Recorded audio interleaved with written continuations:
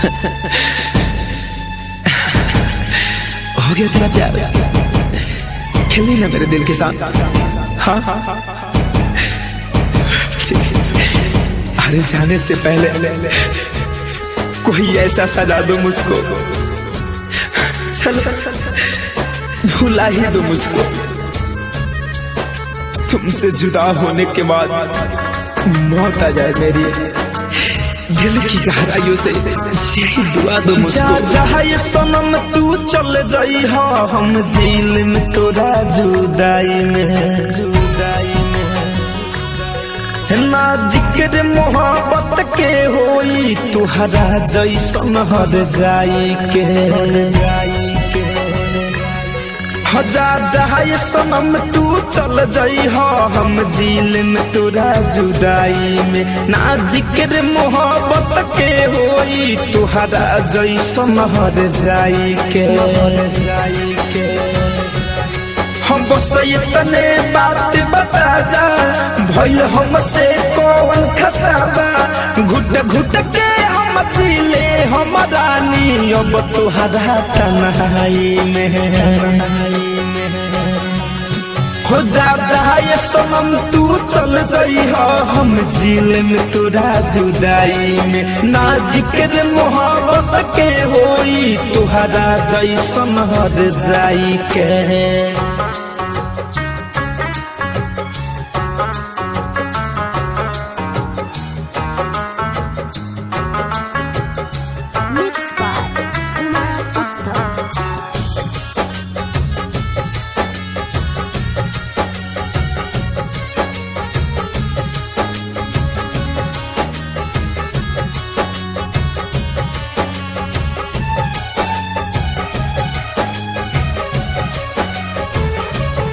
हो काहे इश्क में अक्सर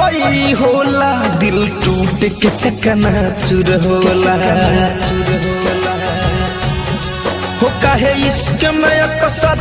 होला, दिल टूट के चकनाचूर होला, जब लागेला अगिया दिल में, दिल बहुत दिल से दूर होला,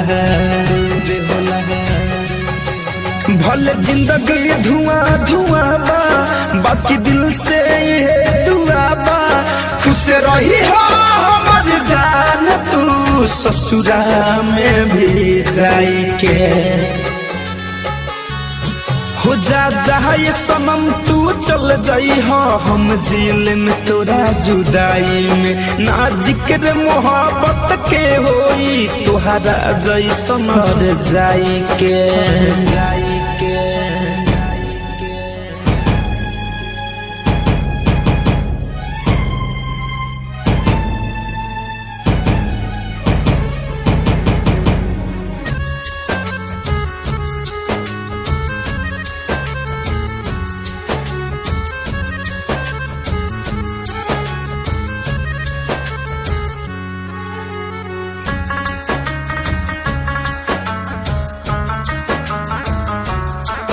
जननी ना जान बदल जाइबू, दिल तूर के ऐसे चल जाइबू,